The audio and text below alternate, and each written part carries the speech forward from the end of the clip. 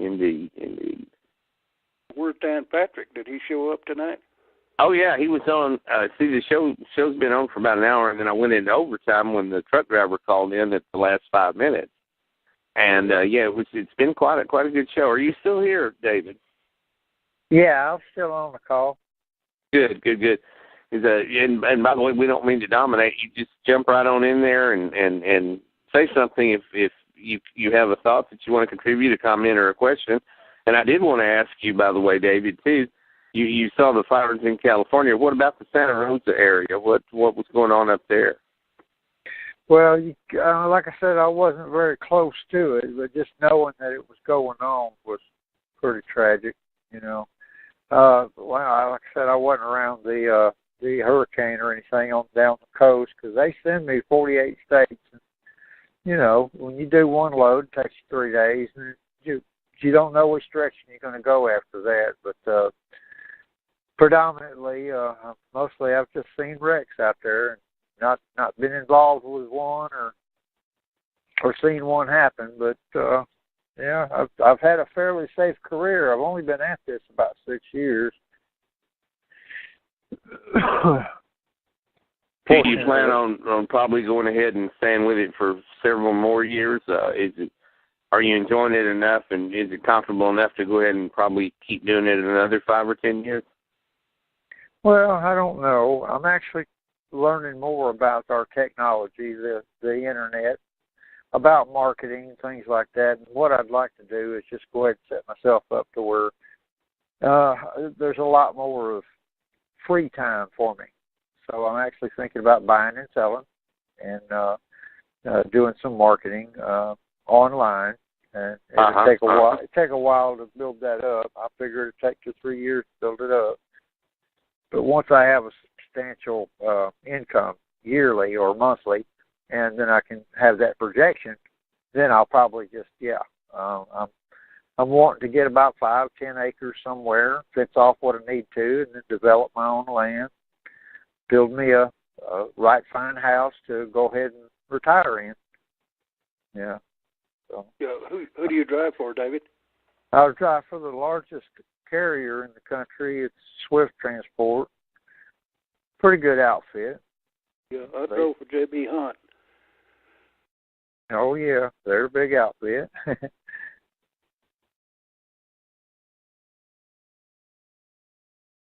And are they pretty good to work for? Are you pretty happy with them overall? Oh, for the most part. I mean, every company, you're going to have a whole page full of stuff that you don't like. Oh, sure.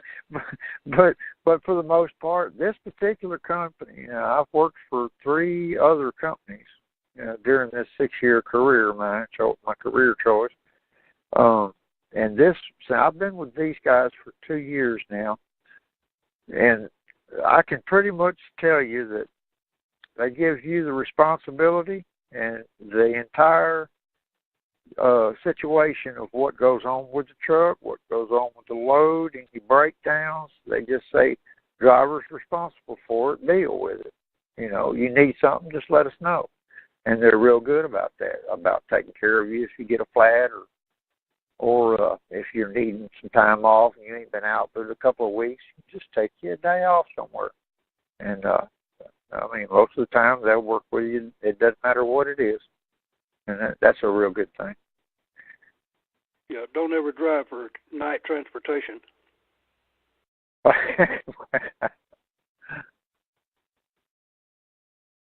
It's the worst company in the whole world. Well, actually, Swift just took over night. Is that right? Yep, they did. But maybe they'll change. Maybe they'll change some of their policies then. Well, I think everything has come under their system of operations and communications. So I think they held on to the management of their distribution. But yeah, they just brought them. They brought them. There was a big merger there. So and of course they already had Pam. Was it Pam? About 10 years. About 10 years since I drove for night, but that was the worst company in the world. Yeah. there's some good outfits out there. I just don't want to run independent because I've heard too many horror stories and difficulties. You're actually spending so much money and it's hard to stay ahead. So I don't want the headaches. I just stay as a company driver. Yeah, you gotta really know what you're doing if you're gonna be a owner operator. You retired now? Yes, I am. Yeah, I'm just past 50, so I'm looking at trying to free up my time instead of being cooped up in a truck running the loads. I figure I'll do my best over the next year and a half.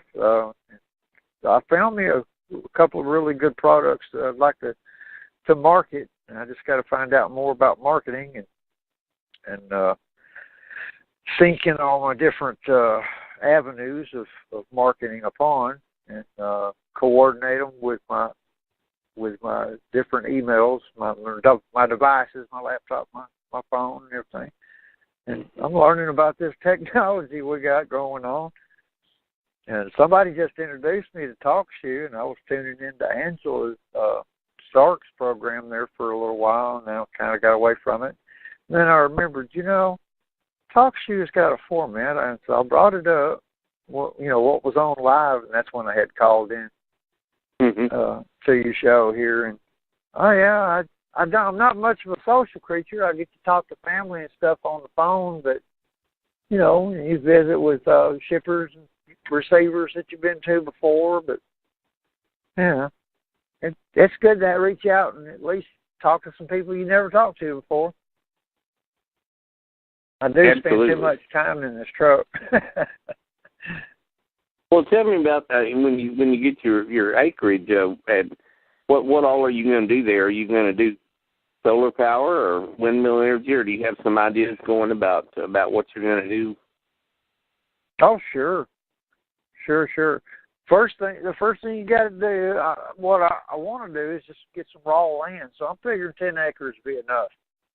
I'll fence off what I want to fence off. But the project is you got to work the earth. So you'll need a piece of equipment. You'll need a front end loader, and I figure I can get me a backhoe rig to rig on the other end of it without having to get a combo tractor that's already set up that way. So that's a small investment, and I'd like to pay cash for the property, so that I've got my bill of sale, and so 1, 2, and then develop the land. And what I'd like to actually do is to have 3/4 of the house itself that I'd like to build myself actually inside the ground. Because it's a natural insulator year round, away from the heat and away from the cold. And I figured if it is in higher enough elevation where I've got all 4 seasons, I've got snow, and I can actually develop, build the roof itself to have the heating. I plan on making a wire grid, underneath a metal roof, and if it's aluminum, it all coordinates with just a small electrical charge and keeps it. It has a heating grid to it, and the heating grid would melt any of the snow. So I've got water that I can actually cultivate year round just off of my roof. From the snowfall, or anytime it rains during the summer months. Just being able to harness it. And then I'd like to dig out a fresh water pond, put some catfish in there, build a greenhouse. And I need to kind of get on the ball and keep my go ahead and generate my income like I want to, so I can get out of the truck, so I've got that extra time, because it's going to take time to build up the property like I'd like to build it up. I'm figuring Wyoming, I was Colorado. just going to say, yes, a lot of people that are doing what you're talking about doing are going either to the Dakotas or to Montana or to Wyoming. So, yeah, You're going to the part of the country where a lot of people are going that are going to do the type thing you're going to do. And I've already got it in my head, everybody can make their own generator, their own generator head large enough to run the entire house. Mm-hmm. These generator heads are actually manufactured, and they're on these generators you can buy from Lowe's or Home Depot. They're just small. They're just small generator heads. They put out 3 to 8 kilowatts of power. 3 to 8,000 kilowatts of power. Yeah, but if you build your own, and the circumference of it is like 2 feet. The diameter of it, the diameter is like 2 feet, maybe even 2.5 feet. And all you need is that stationary coils in there that are going to be swapping the electrons, positive and negative. It creates the AC flow. And all you have to do is have that magnet core spinning around there. It's not that difficult to build your own generator head, but everybody can build one if they just look at the design of them and then just figure out how you want to make it, how you want to build it. Making your own electricity and digging a well, having a hand pump for a backup. You can actually run a shock pump, and then the shock pump itself is actually in a housing to where you're not hearing it. You're 10 foot away from it, and you can barely hear it doing the shock pump, and it runs your water straight up into a holding tank that's elevated, and you can just use a gravity feed straight down into your house. And that gravity feed, that's enough water pressure. Sounds like you've got it going on. Just ideas, I think we can do just about anything we want to do if we just put enough thought on it, and then put your hands to it. They'll think we can do just about anything we want to do, and we hold ourselves back more than anything else, I think. Well, and there's YouTube instructional videos that'll teach you how to build generators too, I'm sure. Oh yeah. Yeah, I've been pretty much of a YouTube junkie for the past 4 years or so. Bought my first laptop. I got introduced to YouTube. And all of a sudden, I'm going on YouTube every time I get a chance, and I'm looking up something else. Fantastic instructional videos on there that you can literally learn how to do just about anything. You really can. Yeah, some of those chemical equations they've got on there though will get you in trouble, blow yourself up if you ain't careful.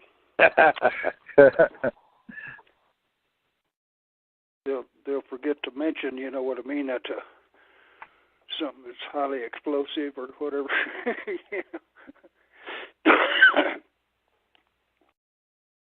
Leave out little details.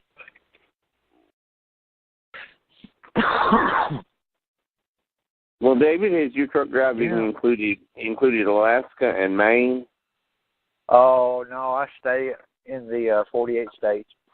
Oh, I see. I don't cross over into Canada. Or, as a matter of fact, our carrier actually bought the Transmex carrier. It was a Mexican-based carrier, and so the actual drivers from Mexico that were working for that company are now our drivers, delivering down south of the border and then bringing loads all the way up into the States.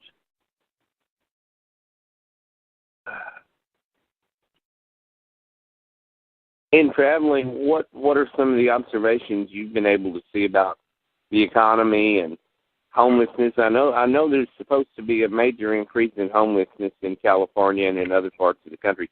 Well, what are you seeing as far as people in terms of how they're doing economically throughout the country? Oh, wow. Well, just from what I've been able to surmise, man, this is really my own opinion. um, the middle class that the mainstream media always pushes at people. Well, it's going to hurt the middle class and these political options up on the Hill and all that other stuff. But the middle class never really did exist. The middle class basically are the salaries and everything of these CEO corporations, these politicians, these corporate executives, these corporate stockholders. Those are the middle class, and they really are the upper class of income people. They're not the 1%. The 1%ers are the bankers themselves. So the middle class, as far as the average person goes, who earns less than $1 million a year, you know, they're anybody that earns less than $500,000 a year is just a peon compared to the incomes of all these other people that are in this supposed large middle class that they have put into the minds of everybody. It doesn't exist. The bankers have literally kept us on a chain as far as the economy goes, and our ability to actually gain, to have any substance, to be able to hold on to anything because of this crazy legal system. If it ain't lawful, they make it so out of necessity. That is the necessity for the congressional debt owed to the bankers. So we keep voting for a slave government, which makes no sense to me. It's grown out of control so much, and we the people down here that are working our asses off all the time, they don't have really a whole lot to brag about, you know, other than, you know, we're the ones that are keeping this country turning. You know, we can downsize the size of government simply by stop funding it. Mm-hmm. Yeah, but I mean, literally, if we just stop sending money to the Hill, everybody, period, just put the call out there. Don't know how we're going to do it, but I mean, everybody needs to get the call all in 1 week's time. You don't send no more money to the IRS. You don't send any more money to your state for licenses, fees, permits, nothing. And eventually, this government will size on down like it's supposed to be. And then we can start paying attention to what this national debt and deficit really is. You know, it's a contractual agreement. Now, I've had this discussion with people before.